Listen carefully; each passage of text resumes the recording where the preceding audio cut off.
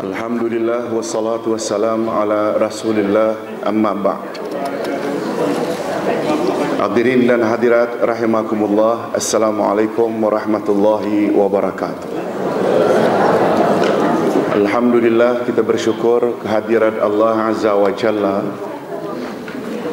Berkat taufiknya kita dapat meneruskan lagi majlis ilmu kita dengan Al-Asma'ul Husna. Kertas ini terdiri dari 6 muka surat, bahagian akhir dari kaedah sifat-sifat Allah.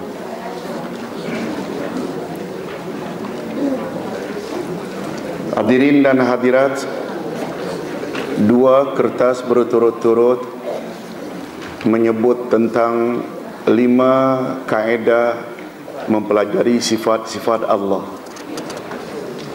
Semuanya 7. Jadi dalam buku ini ada pembahasan 2 lagi kaedah. Ingat hadirin dan hadirat,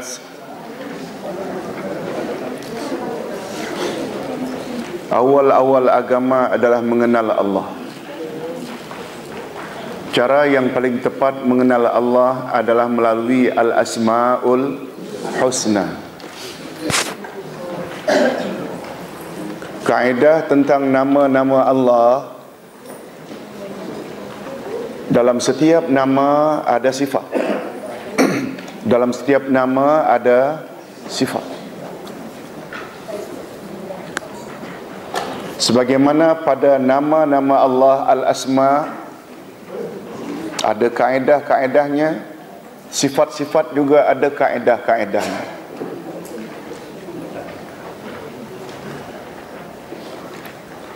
Dan dari 7 kaedah sifat-sifat Allah, kaedah yang ke-6 ini agak rumit sedikit.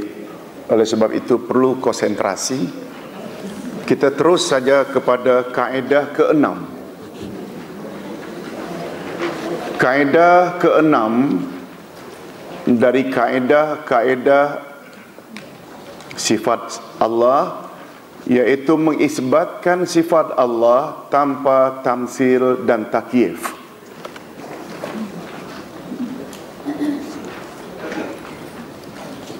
Kita terus saja. Jika kita telah mengisbatkan, apa makna mengisbatkan? Menetapkan sifat-sifat Allah sebagaimana yang Allah telah sifat dirinya di dalam Al-Quran, dan sebagaimana yang telah disifati oleh Rasulnya di dalam hadis yang sahih, maka pada masa yang sama kita wajib menghindarkan sifat-sifat Allah tersebut dari 2 perkara yang sangat-sangat berbahaya, yaitu tamsil dan takyif. Tolong ulang, tamsil, takyif. Apa itu tamsil dan apa itu takyif? Ini istilah dalam ilmu akidah. Tamsil diambil dari kata misal, serupa. Takyif diambil dari kata kaifa, bagaimana. Jadi ringkasnya, sifat-sifat Allah yang kita isbatkan untuk Allah itu, kita tidak boleh serupakan atau samakan dengan sifat makhluk. Itu maknanya tanpa tamsil. Kita juga tidak boleh tanya bagaimana. Itu namanya takyif.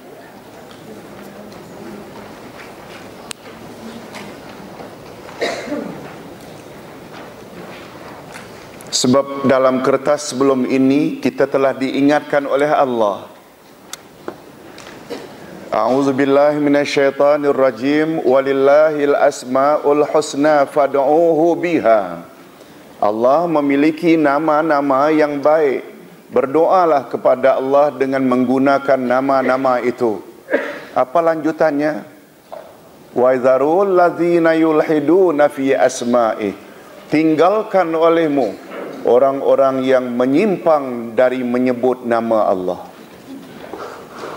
Kita disuruh mendekati atau menjauhi orang yang menyimpang dari menyebut nama Allah. Allah kata begini, dia kata begitu. Yang disebut dengan takwil. Okey. Sekarang kita bahas dulu tentang tamsil. Maksudnya i'tiqad atau keyakinan seseorang bahwa sifat-sifat Allah serupa dengan sifat-sifat makhluk. Itu namanya tamsil. Keyakinan ini adalah batil, yakni salah, berdasarkan dalil-dalil samai, yaitu pendengaran, dan dalil akli, yaitu dalil akal atau logika. Berikut kita ambil dulu dalil samai. Apa makna samai? Pendengaran. Masih ingat tak apa dia nama lain bagi dalil samai? Naqli. Ingat saja nakal.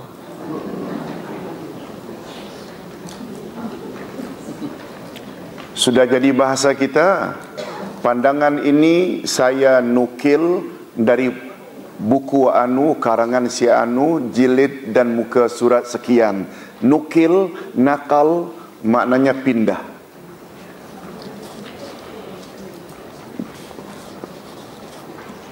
Jika dalil atau hujah itu kita pindahkan dari ayat Quran atau hadis Nabi, dari satu sisi dalil-dalil itu kita dengar. Karena kita dengar, namanya dalil sam'i. Karena kita nukil atau pindahkan, namanya dalil nakli. Oleh sebab itu dalil sam'i dan dalil nakli sama tak maknanya? Sama.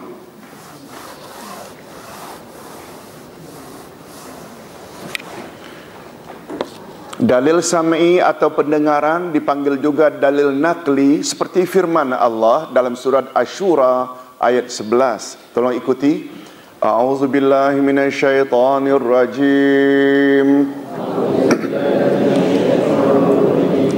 Laisa kamitslihi syai' wa huwas sami'ul basir. Tidak ada suatu pun yang serupa dengan dia, dan dialah yang maha mendengar dan maha melihat. Tidak ada yang satu pun yang serupa dengannya. Ini namanya dalil samai. Dengan kata lain, kita boleh tak menyerupakan sifat Allah dengan sifat makhluk? Tak boleh. Ayat ini melarang. Afaman yakhluqu kaman la yakhluq afala tazakkarun. Maka apakah Allah yang menciptakan itu sama dengan yang tidak dapat menciptakan apa-apa? Maka mengapa kamu tidak mengambil pelajaran? Dulu Ustaz ada sebut, yang wujud hanya dua saja. Satu yang mencipta, creator, dipanggil Al-Khaliq. Yang dicipta, makhluk. Yang mencipta, apakah sama dengan yang dicipta? Tentu saja kita akan jawab tak sama. Itu ayat ini.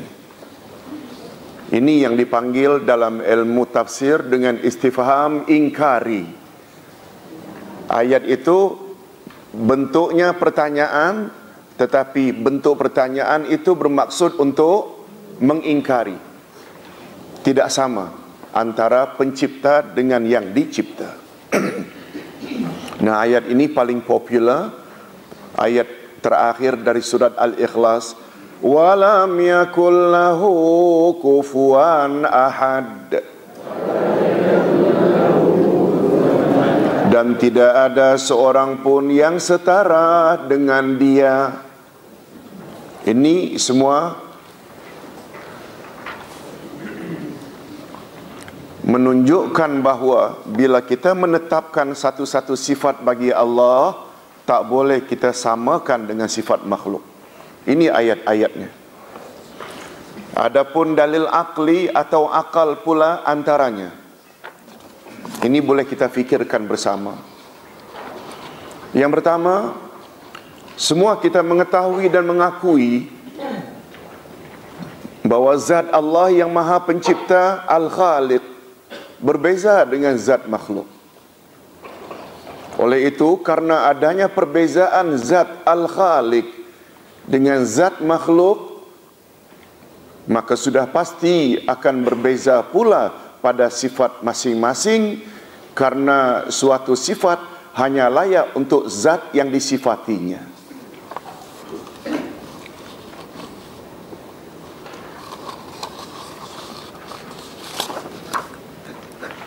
Kalau kita masih ingat dulu, Ustaz ada sebut ketika menyebut tentang kaedah nama-nama Allah, bahawa salah satu kaedahnya, nama Allah itu adalah alam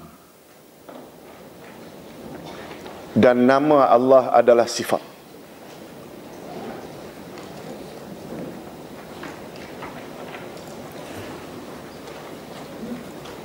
Bila nama Allah itu merujuk kepada alam, bila ia merujuk kepada zat yang satu.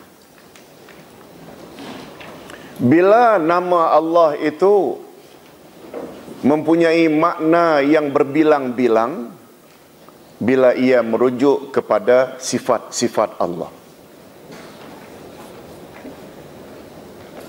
Boleh tangkap belum? Belum lagi. Okey, tak apa.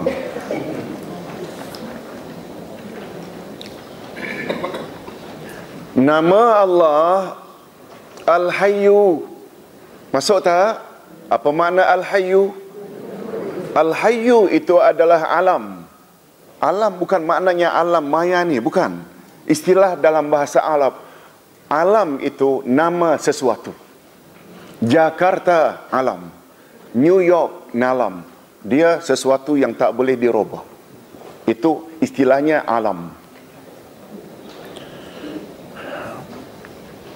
Bahasa Arab alam banyak maknanya. Alam juga makna bendera. Bendera itu alam. Alam juga nama sesuatu, seperti nama kota, Bandung, Yogyakarta, Batam, jangan lupa, New York, Tokyo, Korea, itu alam.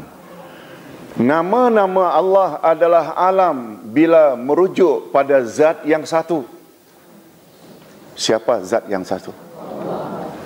Al-Hayyu. Nama-nama Allah adalah sifat bila membawa makna yang berlainan. Walaupun Al-Hayyu itu merujuk kepada zat yang satu, siapa? Allah, itu namanya alam. Tapi Al-Hayyu dengan As-Sami'u, Al-Mutakallimu, dia bila membawa makna yang berbeza, dia dipanggil sifat. Kalau Al-Hayyu, sifat yang ada di dalamnya hidup. Kalau As-Sami'u, sifat yang ada di dalamnya mendengar. Betul tak hidup dan mendengar dua yang tak sama? Bila dipanggil Al-Mutakallim, berkata-kata, mengandung makna yang berbeza. Tapi semua nama-nama tersebut merujuk pada zat yang satu. Bila merujuk pada zat satu, dia dipanggil sifat atau alam. Alam. Iaitu zat. Melalui Facebook ada satu jemaah tulis minta Ustaz jelaskan apa bezanya zat dengan sifat. Beza. Zat Allah itu hanya satu. Tapi sifat Allah satu ke banyak? Banyak.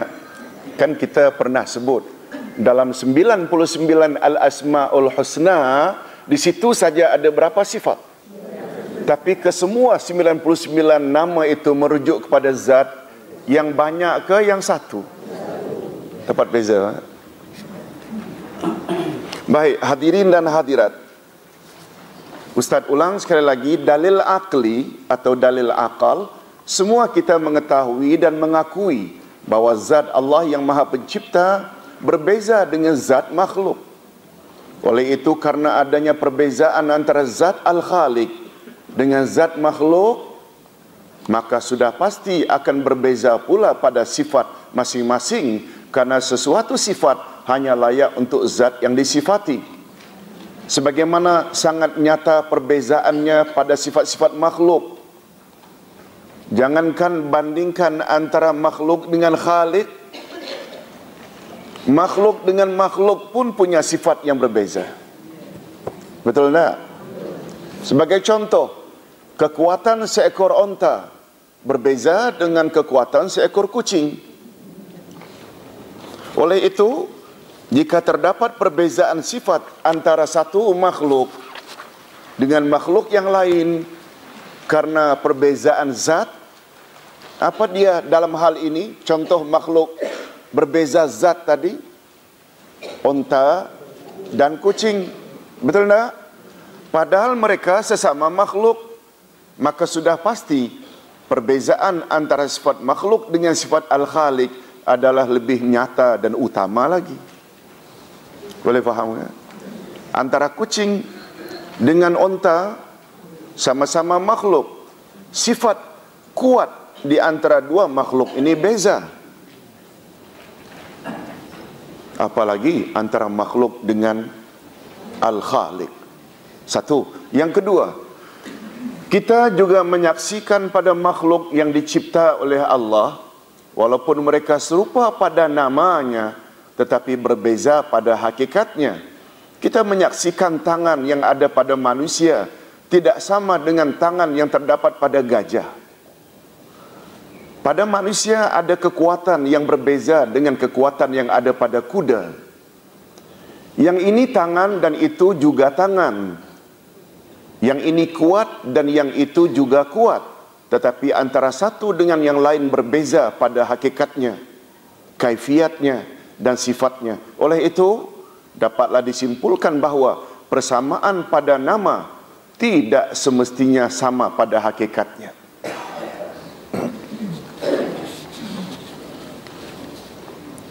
Ustaz, kira kita boleh faham? Yang ketiga, bagaimana Tuhan yang Maha Pencipta lagi Maha Sempurna dari segala segi boleh serupa sifat-sifatnya dengan sifat-sifat makhluk yang diciptanya, lagi serba kekurangan? Keyakinan seumpama ini hanya akan mengurangi hak yang Maha Pencipta, karena sesungguhnya menyerupai yang Maha Sempurna dengan sesuatu yang serba kekurangan hanya akan membawa natijah atau kesimpulan menjadikan yang Maha Sempurna itu menjadi zat yang serba kekurangan atau tidak sempurna. Ustaz kira melalui contoh-contoh tadi, kesimpulannya, bila Allah namakan dirinya atau sifatkan dirinya, kita hendaklah memahami sifat-sifat Allah itu secara hakiki. Apa makna secara hakiki? Yang sebenar-benarnya, tanpa tamsil dan tanpa takyif. Sekarang tanpa tamsil kita boleh faham? Ya, dalil sam'i ada, dalil akli pun ada.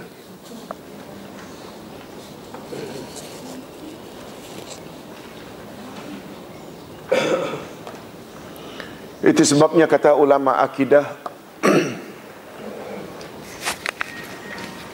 nama Allah dengan nama makhluk boleh sama.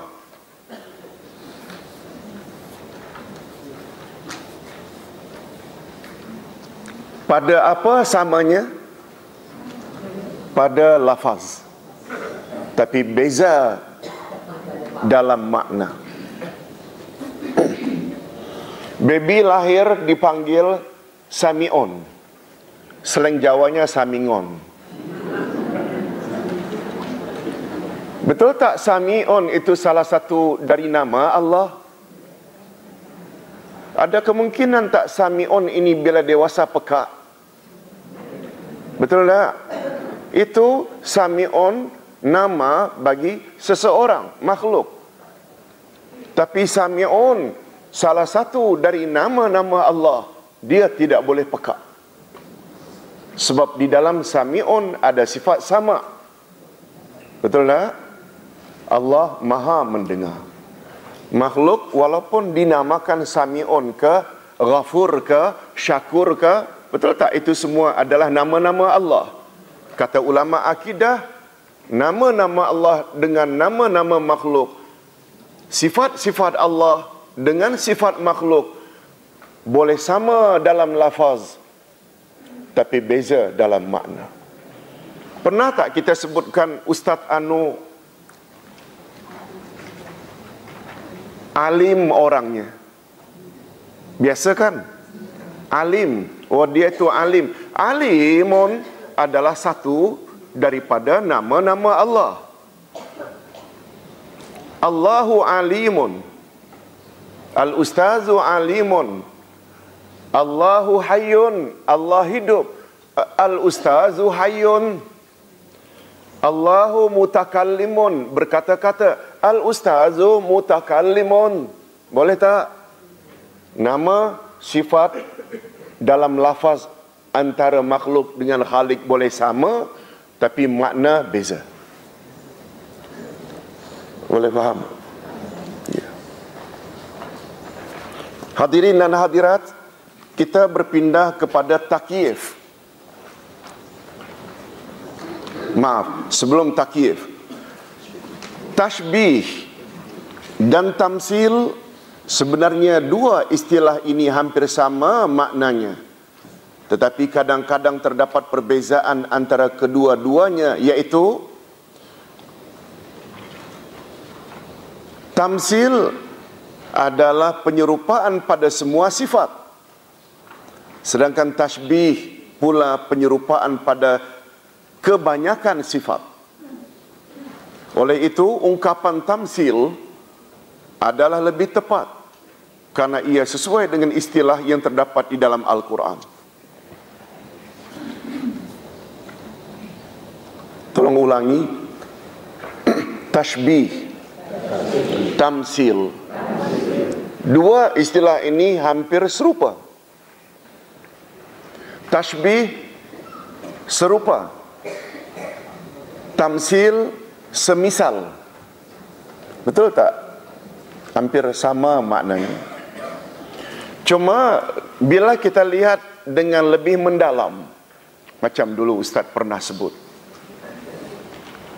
ada beza tak makna tilawah dengan qiraah? Ada beza tak? Apa makna tilawah Al-Quran? Bacaan. Apa makna qiraah? Baca juga, iqra. Ada beza tak? Dari sudut makna, qiraah membaca, di mana si pembaca ada pilihan sama ada percaya atau tidak, mau ikut atau tidak. Itu namanya qiraah. Tilawah pula baca sesuatu di mana yang membaca tidak ada pilihan, no choice. Apa yang dia baca wajib dia imani, apa yang disuruh wajib dia buat, apa yang dilarang dia wajib jauhi. Oleh sebab itu tilawah adalah istilah khas untuk Quran sahaja. Tetapi kita baca paper, kita baca surat khabar, kita baca majalah, kita baca buku-buku resipi, itu namanya qiraah, bukan tilawah.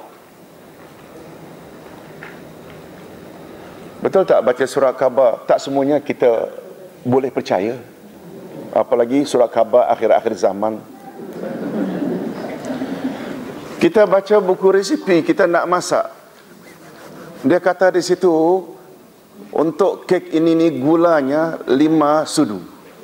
Kita tahu suami kita yang akan makan diabetik, kita letak 2 sudu saja.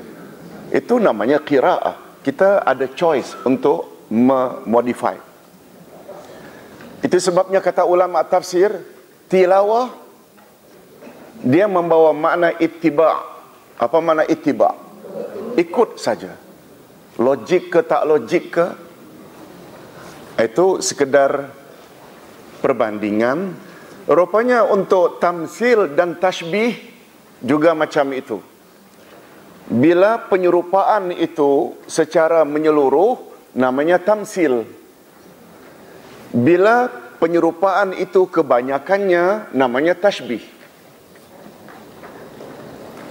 Oleh sebab itu, orang Arab selalu sebut, kalau 2 orang itu wajahnya, rupanya hampir serupa, mereka selalu panggil syabih.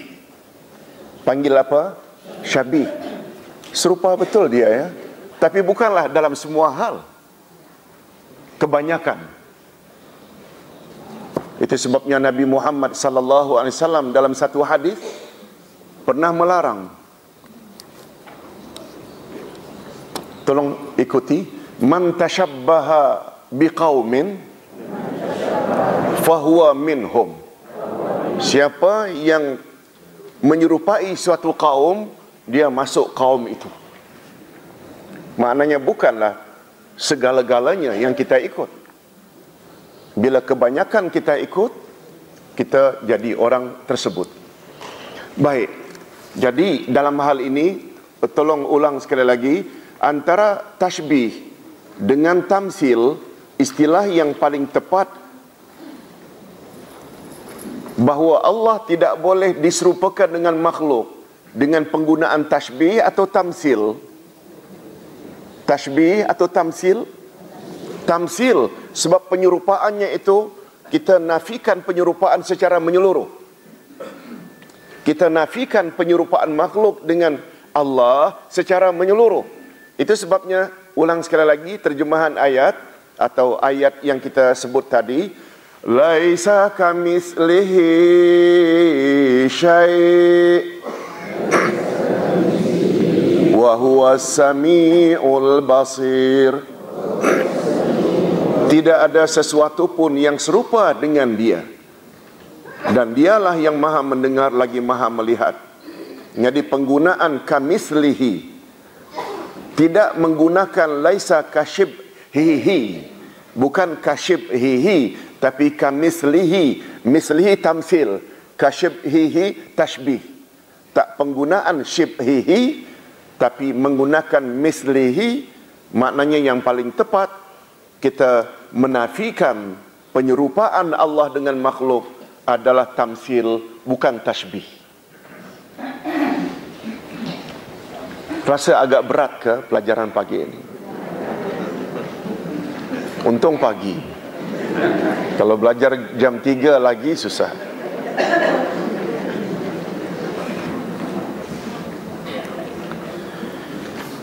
Nah, sekarang kita berpindah dari tamsil. Ustaz ulang sekali lagi. Salah satu kaedah dari kaedah sifat-sifat Allah, sifat-sifat Allah kita mesti isbatkan tanpa tamsil, tanpa takyif. Tanpa tamsil kita dah sebut. Ada dalil sam'i, ada dalil akli. Sekarang takyif. I'tiqad atau keyakinan seseorang bahawa sifat Allah itu begini dan begitu. Nah, bila kita kata sifat Allah begini dan begitu, itu namanya takyif. Takyif berasal dari perkataan, tolong ikuti, kayyafa yukayyifu takyifan, yaitu menyebut tentang bagaimana sifat tersebut. Allah bersemayam di atas arasy. Lalu ditanya, bagaimana Allah bersemayam? Allah turun ke langit dunia pada setiap sepertiga akhir malam. Kita yakin tak Allah memang turun? bertanya macam mana Allah turun. Itu namanya takyif. Kita tidak tahu bagaimana. Boleh atau tidak boleh? Tak boleh. Itu maksudnya. Tanpa tamsil, tanpa takyif. Jadi maksud takyif ialah bertanya tentang bagaimana. Contoh, kaifa jaa Zaidun. Ini dalam bahasa harian. Maknanya bagaimana cara Zaid itu datang. Lalu dijawab, dia datang dengan kenderaan. Jaa bisayyarah, umpamanya dia datang dengan motorkar. Jadi pertanyaan tersebut bermakna kamu bertanya tentang bagaimana cara kedatangannya. Untuk manusia kita boleh tanya tak? Macam mana dia datang? Contoh lain, kaifa launus sayyarah, bagaimana warna kereta itu? Lalu dijawab, warnanya putih. Dan melalui pertanyaan tersebut bermakna kamu bertanya tentang bagaimana warnanya atau apa warnanya. Untuk makhluk boleh. Golongan Ahlus Sunnah wal Jamaah tidak akan bertanya tentang bagaimana sifat-sifat Allah. Pendapat mereka berdasarkan dalil sam'i dan dalil akli. Nah, dalil sekali lagi kita bawa dalilnya sam'i dan akli. Adapun dalil sam'i pendengaran, antaranya firman Allah. Tolong ikuti. Qul innama harrama rabbiyal fawahish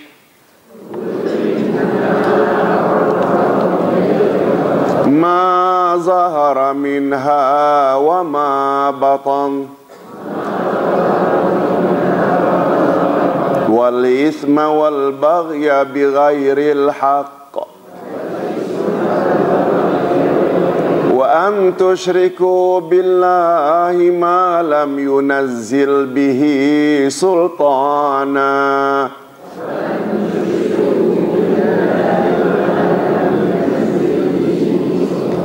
wa an taqulu 'ala Allahi ma la ta'lamun.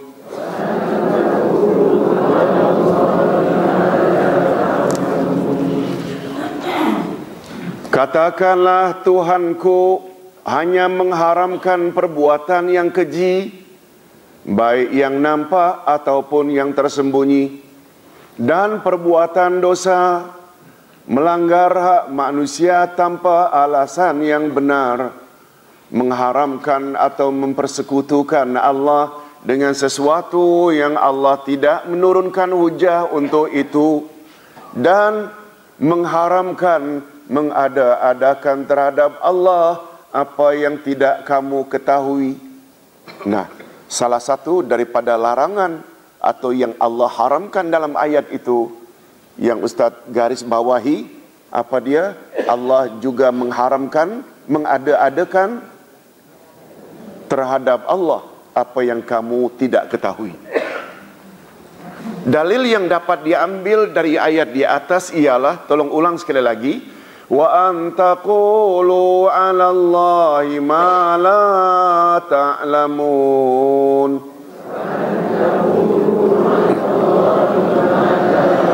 Dan mengharamkan mengada-adakan terhadap Allah apa yang tidak kamu ketahui.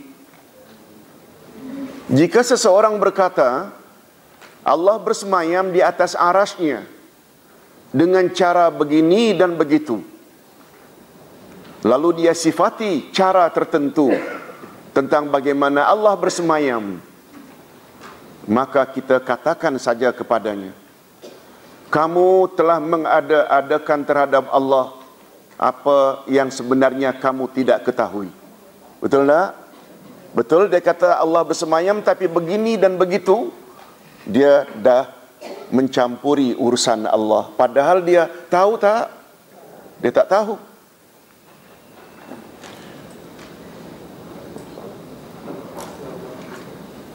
Adakah Allah Subhanahu wa taala mengkhabarkan kepada kamu bahwa dia bersemayam dengan cara begini atau begitu? Tidak. Dia hanya mengkhabarkan kepada kita bahwa dia bersemayam. Dan dia tidak pernah mengkhabarkan kepada kita bagaimana dia bersemayam. Jadi inilah yang dikatakan kita telah takyif. Dan takyif terhadap sifat-sifat Allah termasuk ke dalam larangan mengatakan tentang Allah apa yang kita tidak mengetahuinya, sebagaimana yang tertera dalam ayat di atas. Boleh faham maksudnya? Yes. Oleh itu, sebahagian salafus salih berkata, jika kepadamu ditanya oleh seseorang, sesungguhnya Allah telah turun ke langit dunia, lalu bagaimana dia turun? Jawablah olehmu, sesungguhnya Allah mengkhabarkan kepada kita dia turun ke langit dunia, tetapi dia tidak mengkhabarkan bagaimana dia turun. Jawaban ini mengandung kaedah yang sangat berguna. Katakan saja dia turun. Macam mana dia turun, jangan bahas. Itu maksudnya.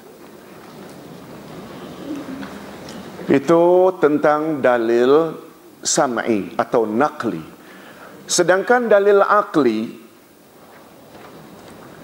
logika pula ialah kaifiat atau bagaimanakah sesuatu itu tidak mungkin dapat diketahui melainkan salah satu dari 3 kemungkinan berikut. Okey? Akal kata untuk mengetahui sesuatu tidak mungkin melainkan melalui salah satu dari 3 kemungkinan berikut. Cuba kita tengok ketiga-tiga kemungkinan ini ada tak pada sisi Allah. Pertama, kita menyaksikannya. Boleh tak kita menyaksikannya? Yang kedua, dengan menyaksikan sesuatu yang serupa dengannya, dengan Allah. Ada tak? Tak ada. Menyaksikan Allah tak mungkin. Nabi Musa saja, salah seorang ulul azmi, pingsan, hanya melihat nur Allah. Cara kedua dengan menyaksikan yang serupa dengan Allah. Yang ketiga, atau melalui berita yang disampaikan oleh orang yang benar dan boleh dipercayai. Coba kita kaji 3 kemungkinan ini untuk hak Allah. Ketiga-tiga kemungkinan di atas adalah mustahil. Karena kita tidak dapat menyaksikan atau melihat Allah di dunia ini. Hadirin dan hadirat, kita dah belajar ru'yatullah, melihat Allah terbagi 2. Melihat Allah di dunia dan melihat Allah di dalam syurga atau di akhirat. Menurut akidah atau kepercayaan kita, melihat Allah di dunia adalah mustahil. Yes, betul. Sedangkan melihat Allah di akhirat, ada tak kemungkinan bagi orang-orang beriman? Yes.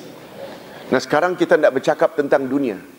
Sekarang kita confirm mengatakan kita tak dapat menyaksikan atau melihat Allah di dunia ini. Dan Allah tidak serupa dengan satu apapun. Itu sebabnya tadi kita sebut penafian penyerupaan itu bukan tasbih tapi tamsil. Masih ingat? Tasbih menafikan penyerupaan sebahagian besar. Itu tasbih. Kalau penafian keseluruhannya itu namanya tamsil. Masih ingat? Itu sebabnya macam mana kita hendak cari yang serupa dengan Allah? Satu pun tak ada yang serupa. Walam yakul lahu kufuwan ahad. Allah tak setara, tak serupa dengan satu apapun juga. Selanjutnya, dan tidak ada seorang pun yang mampu mengkhabarkan kepada kita tentang bagaimana sifat-sifat Allah. Siti Aisyah radhiyallahu anha pernah tanya Rasulullah begitu baginda balik dari Isra dan Mi'raj. Ya Rasulullah, apakah Tuhan melihat Allah ketika Mi'raj? Nabi hanya jawab, nurun anna ra'aituh. Hanya cahaya, macam mana aku boleh melihatnya? Atas dasar itulah akhirnya Siti Aisyah buat statement, siapa mendakwa Nabi Muhammad melihat Allah, fahuwa kazib, dia adalah pembohong besar. Setuju tak kalau Ustaz katakan Nabi Muhammad lah orang yang paling kita percayai? Beliau pun tak mampu karena beliau tidak melihat Allah. Jadi ketiga-tiga kemungkinan tadi semua tak mungkin. Jadi apa dia kesimpulannya? Oleh itu, sungguh tepat jawaban sebahagian salafus salih ketika menjelaskan makna mengisbatkan sifat-sifat Allah tanpa takyif. Ialah tanpa takyif tidak bermakna kita tidak percaya bahawa sifat-sifat Allah itu ada kaifiatnya, bagaimana caranya. Malahan kita yakin dan percaya bahawa bagi setiap sifat Allah ada kaifiatnya. Tetapi yang kita nafikan ialah pengetahuan kita tentang kaifiat itu. Berbelit-belitlah Ustaz.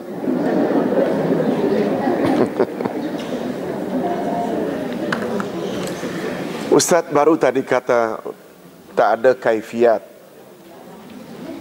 Jangan salah faham, Ustaz tidak kata tidak ada kaifiat. Pengetahuan tentang kaifiat yang kita tak ada. Allah bila turun ke langit dunia ada cara tak? Ada. Allah bila bersemayam di atas arasy ada cara tak? Ada. Setiap sifat Allah ada cara. Kita mengisbatkan sifat Allah tanpa takyif, tanpa bertanya bagaimana, tidak bermakna kita menafikan setiap sifat Allah itu ada kaifiatnya. Ada tak?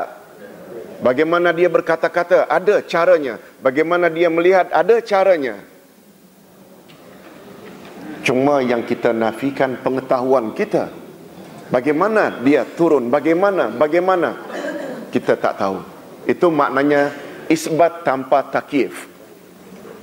Boleh faham? Ustaz ulang sekali lagi, karena perkara ini setengah orang dia susah faham. Oleh itu, sungguh tepat jawaban sebahagian salafus salih ketika menjelaskan makna mengisbatkan sifat-sifat Allah. Apa makna mengisbatkan tadi? Menetapkan atau meyakini sifat-sifat Allah tanpa takyif.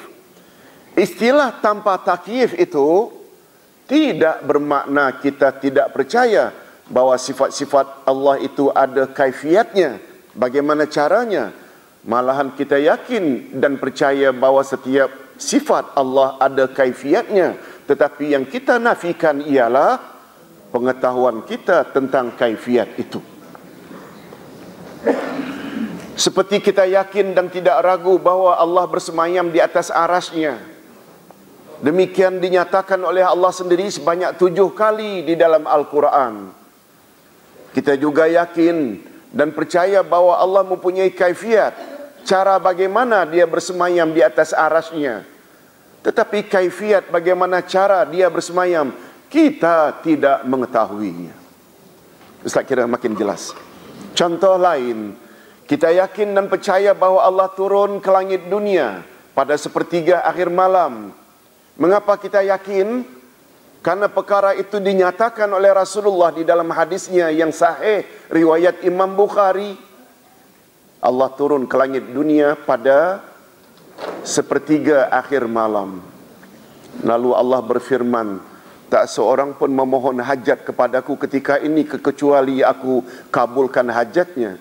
Tidak ada seorang pun yang memohon ampunan kepadaku ketika ini kecuali aku ampunkan dosa-dosanya. Dan itu berlaku setiap malam. Hadis sahih riwayat Imam Bukhari. Bukan hanya malam nisfu Sya'ban. Ini tambah sikit. Hadis tentang itu ada juga. Tapi bukan hanya malam nisfu Sya'ban. Setiap malam. Kita percaya tak Allah memang turun? Percaya tak? Kita percaya tak Allah ada cara turunnya? Yang kita tidak tahu adalah bagaimana cara dia turun. Hadirin dan hadirat rahimakumullah. Sebagaimana kita sedia maklum bahawa segala sesuatu pasti ada kaifiatnya. Hanya sahaja terkadang ada kaifiatnya yang maklumah, maknanya diketahui, dan kadang-kadang ada pula yang majhulah, tidak diketahui. Cara mesti ada, cuma ada yang kita ketahui dan ada yang kita tidak ketahui. Imam Malik rahimahullah pernah ditanya tentang firman Allah, Taha ayat 5, tolong ikuti. Ar-Rahmanu 'alal 'arsy istawa.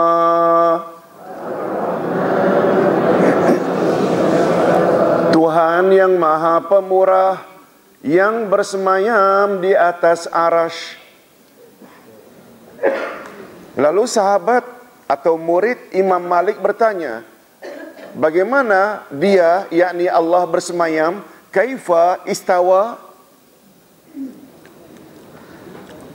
Cuma dengar respon atau sikap Imam Malik. Mendengar pertanyaan itu, Imam Malik menundukkan kepalanya sehingga berpeluh, menunjukkan soalan itu berat sungguh untuk dijawab. Berpeluh beliau. Kemudian beliau mengangkat kepalanya sambil berkata, tolong ikuti, ini kata-kata Imam Malik. Al-istiwa'u ghairu majhul wal kaifiyatu ghairu ma'qul wal imanu bihi wajib wassu'alu anhu bid'ah. Bersemayam itu tidak dijahili. Tidak dijahili maknanya maklum, kita dah tahu. Bersemayam itu maklum, kita sudah maklum. Itu maksud tidak dijahili.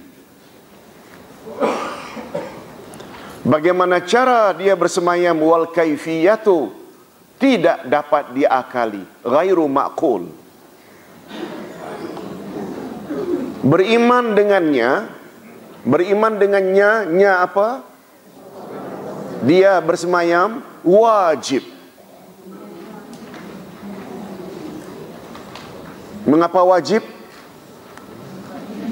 7 kali diulang oleh Allah dalam Al-Quran. Betul tak semua dalam Quran kita wajib imani? Ustaz baru sebut tadi, Quran adalah tilawah. Tilawah maknanya apa yang kita baca wajib saja imani. Wassu'alu anhu bid'ah, bertanya tentangnya, yaitu bagaimana dia bersemayam, itu adalah bid'ah. Bid'ah maknanya perkara baru yang kita adakan hari ini, yang contohnya tak ada di zaman Rasul dan sahabat. Penjelasan. Mungkin melalui penjelasan ini semakin jelas maksud ungkapan Imam Malik tadi. Bersemayam tidak dijahili. Maksudnya bersemayam dari segi maknanya adalah sudah dimaklumi atau sudah diketahui. Itu sebabnya di dalam versi lain dia tidak sebut al-istiwa'u ghairu majhul. Tolong ikuti, al-istiwa'u maklum. Apa maknanya? Allah bersemayam sudah kita ketahui. Itu maksudnya. Sama dengan maklum, itu sama dengan ghairu majhul. Sebab menurut tata bahasa Arab, perkataan istawa yang disambung dengan kata lampau ala sehingga menjadi istawa ala membawa makna al-ulu. Tolong ulang. Al-ulu. Apa makna al-ulu? Di atas atau tinggi. Ali, tinggi, atau al-ulu, di atas. Hadirin dan hadirat, Ustaz selalu sebut bahasa Arab dekat dengan bahasa Inggeris lebih berbanding dengan bahasa Melayu. Apa dia? Iaitu, kalau dalam bahasa Inggris kita kenal, tolong betulkan Ustaz jika salah, ada tak kata kerja itu verb, ada to be? Betul tak? Look at, look for, look after. Look sama, itu namanya kata lampau. To be itu, bahasa Arab pun macam itu juga. Kadang-kadang macam siang dan malam bezanya. Raghibtu anka, raghibtu fika. Fi dengan an beza. Raghibtu fika, aku sayang padamu. Raghibtu anka, aku benci padamu. Macam siang dan malam. Look at, melihat kalau tak salah. Look after, mencari kalau tak salah. Look for, macam itulah. Dia bermacam-macam. Looknya sama, membuat berbeza dengan to be berbeza. Bahasa Arab macam itu. Ad-du'a'u laka, aku berdoa untukmu, doa kebaikan kalau lam. Tapi kalau ad-du'a'u alaika, aku mengutuk engkau, aku mohon agar engkau binasa. Lah, ad-du'a sama doa. Laka kebaikan, alaika keburukan. Betul tak dalam bahasa Melayu tak ada macam itu? Oleh sebab itu, memahami makna Ar-Rahmanu ala. Bila ala, maknanya Allah itu tinggi, Allah itu di atas. Itu sebabnya istilah lain, bila ditanya Allah di mana, Allah di atas arash. Ilmu Allah di mana? Ilmu Allah di mana-mana. Betul tak? Bila ditanya Allah, Allah di langit. Langit bahasa kita adalah atas. Bahasa Arab, langit adalah atas. Betul tak bahasa kita sudah membenarkan makna itu? Mulut bahagian atas, langit-langit. Bila shilling, kita tutup dengan namanya juga langit-langit. Jadi Allahu fis sama, Allah di langit. Langit dengan makna atas. Betul tak? Secara logik, setiap yang mulia tempatnya di atas.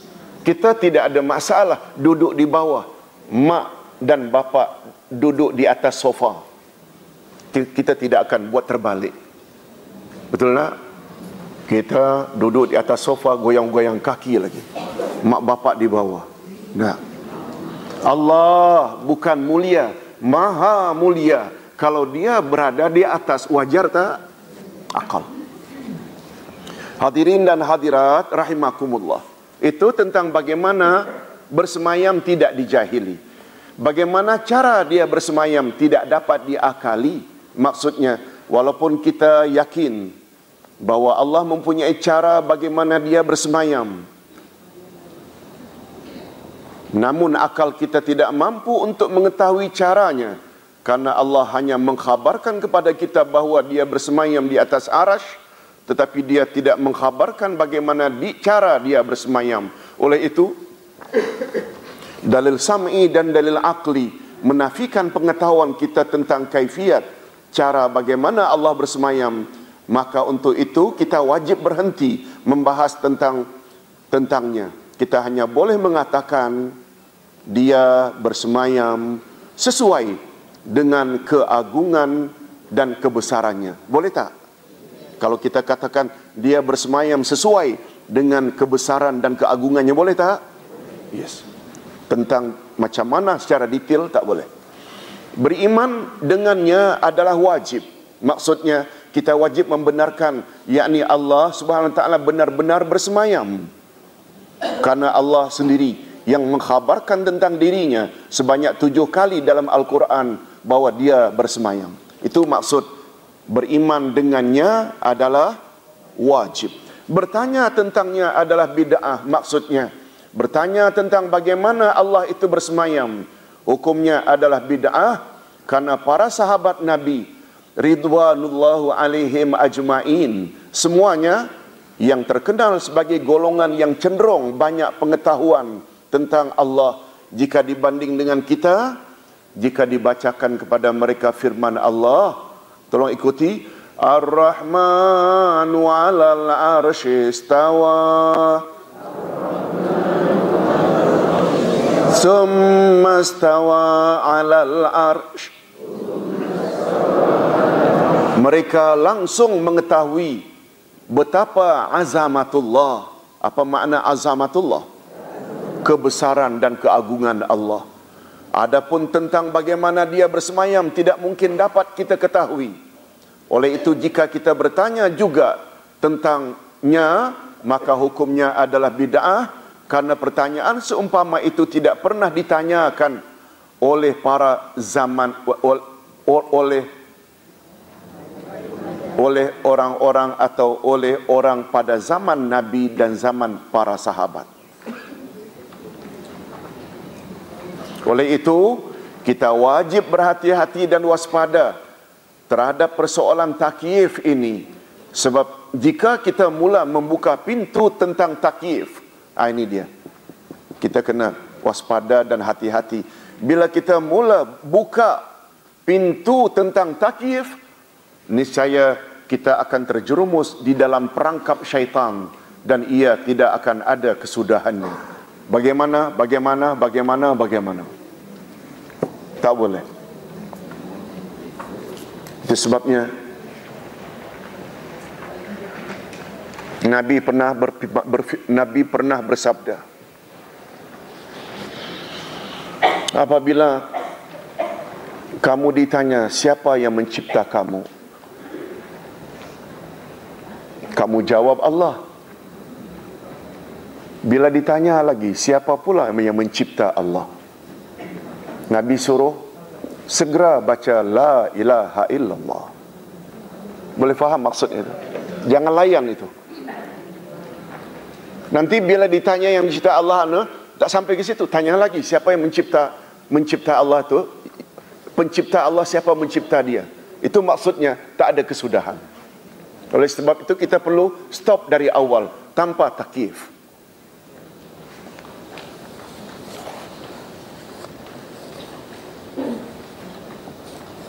Dalam riwayat yang lain, Nabi SAW juga pernah mengajar sahabat, antara lain Umar ibn Khattab. Bila ada pertanyaan semacam itu, macam mana, segera katakan, tolong ikuti, raditu billahi rabba, wa bil islami dina, wa bi Muhammadin rasula, wa nabiyya. Aku reda Allah Tuhanku, aku reda Islam sebagai agamaku, dan aku reda Nabi Muhammad sebagai rasul dan nabiku. Gitu saja. Jangan layan. Hadirin dan hadirat rahimakumullah. Oleh itu jika kita bertanya juga tentangnya, maka hukumnya adalah bid'ah. Sudah. Oleh itu kita wajib berhati-hati.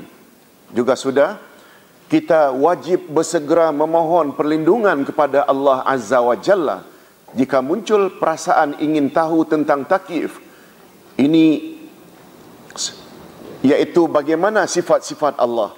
Dalam hal ini Allah memberi panduan dalam firman-Nya. Tolong ikuti.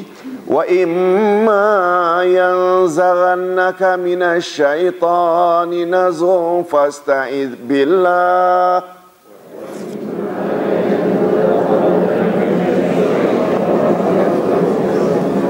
innahu huwas sami'ul alim. Dan jika syaitan mengganggumu dengan suatu gangguan, maka mohonlah perlindungan kepada Allah. Sesungguhnya dialah yang maha mendengar lagi maha mengetahui. Nah, ayat ini pula menyuruh kita bila ada gangguan tersebut, kita hendaklah baca apa? Isti'azah. A'udzubillahi minasyaitanirrajim. Penjelasan, maaf. Terusnya, terakhir, untuk kaedah tentang sifat-sifat Allah. Yang ketujuh, sifat-sifat Allah adalah tauqifiyah. Kalau kita dulu ketika menyebut kaedah tentang nama-nama Allah juga tauqifiyah, maknanya terhenti dengan apa yang Allah sebut dan Rasul sebut. Tak boleh kita create nama baru. Sifat juga macam itu. Sebagaimana nama-nama Allah adalah tauqifiyah, demikian juga dengan sifat-sifat Allah semuanya tauqifiyah, yaitu terhenti sebagaimana tertera dalam Al-Quran dan hadis yang sahih. Dan dalam hal ini tidak boleh dicampuri oleh faktor akal manusia.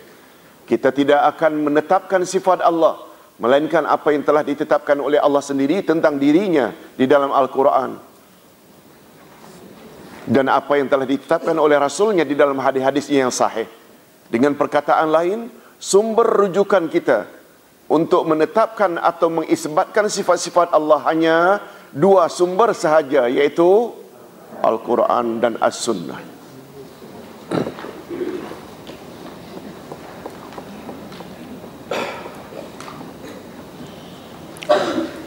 Terdapat tiga cara Al-Quran dan As-Sunnah mengisbatkan atau menetapkan sifat-sifat Allah. Nah, macam mana cara Allah menetapkan sifatnya? Pertama sekali, menyebutnya secara jelas sebagai sifat Allah. Seperti sifat Allah, tolong ikuti: Al-Izzah, Ar-Rahmah, Al-Quwwah, Al-Batshu, Al-Wajhu, Al-Yadan. Al-Izzah maknanya perkasa, dari kata aziz. Ar-Rahmah maknanya rahmat, kasih sayang. Al-Quwwah, kuat atau kekuatan. Al-Batshu, memegang dengan kuat atau menyiksa. Al-Wajhu, wajah. Al-Yadanu, dua tangan, dan lain-lain. Itu disebut oleh Allah secara jelas bahwa itu sifat Allah. Yang kedua, menyebutnya atau menyebut sifatnya secara tersirat atau terkandung di dalam setiap nama Allah. Kita kan pernah belajar bahwa salah satu kaedah nama-nama Allah, bahwa di dalam setiap nama Allah ada sifat. Seperti di dalam nama Allah As-Sami'u, yang maha mendengar, tersirat di dalamnya sifat As-Sam'u, mendengar. Al-Ghafuru, yang maha pengampun, tersirat di dalamnya sifat Allah Al-Maghfirah, ampunan. Al-Mutakallimu, yang maha berkata-kata, tersirat di dalamnya sifat Al-Kalamu, berkata-kata. Al-Alimu, yang maha mengetahui, tersirat di dalamnya sifat Allah Al-Ilmu, pengetahuan, dan lain-lain. Dah dua dah. Cara pertama, Allah sebut sifat itu secara nyata dan jelas. Itu sifat dia. Yang kedua, cara Allah menyebut sifat-sifatnya secara tersirat di dalam setiap nama-namanya.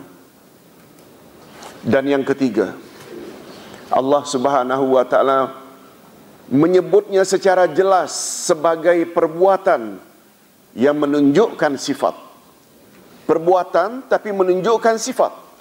Seperti, tolong ikuti: Ar-Rahmanu 'alal 'arsy istawa. Allah yang maha penyayang bersemayam di atas arasy-Nya. Yanzilu Rabbuna ila sama'id dunya. Tuhan kami turun ke langit dunia. Waja'a Rabbuk, Tuhanmu datang untuk mengadili hamba-hambanya pada hari kiamat, dan lain-lain. Oleh sebab itu, hadirin dan hadirat, ini pertanyaan cepu mas. Tak boleh jawab, tak boleh rehat.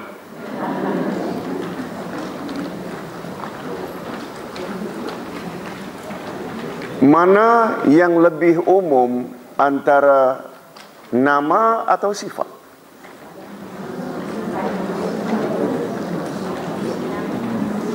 Nama-nama Allah atau sifat-sifat Allah? Nama atau sifat?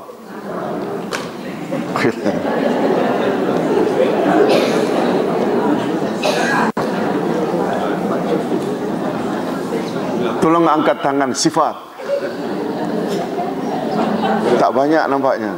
Yang lebih umum sifat Allah atau nama Allah? Sifat. Betul, boleh rehat. Bila ditanya balik, ini tak habis, pertanyaannya belum habis lagi. Bila ditanya balik, mengapa sifat lebih umum? Sudahlah di setiap nama ada sifat. Sifat Allah terdapat di dalam semua perbuatan Allah. Perbuatan Allah banyak tak?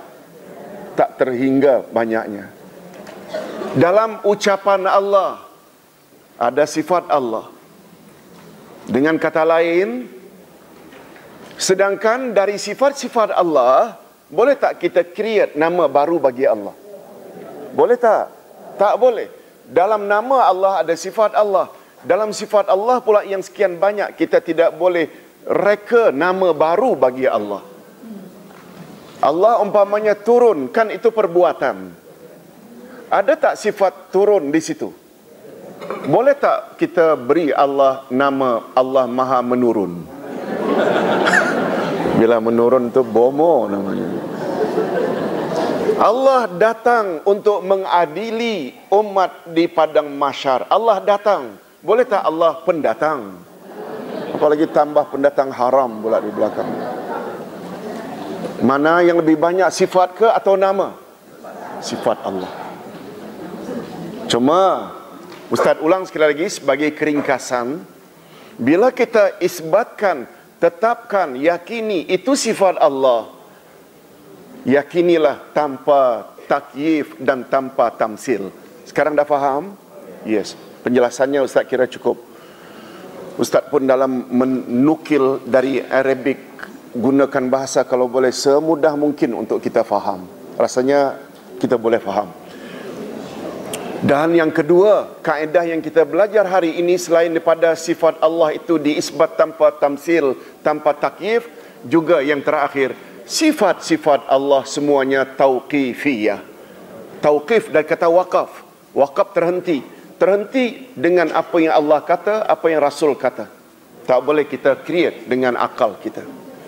Bapa-bapa dan ibu-ibu yang dihormati sekalian, ini dulu yang dapat Ustaz sampaikan.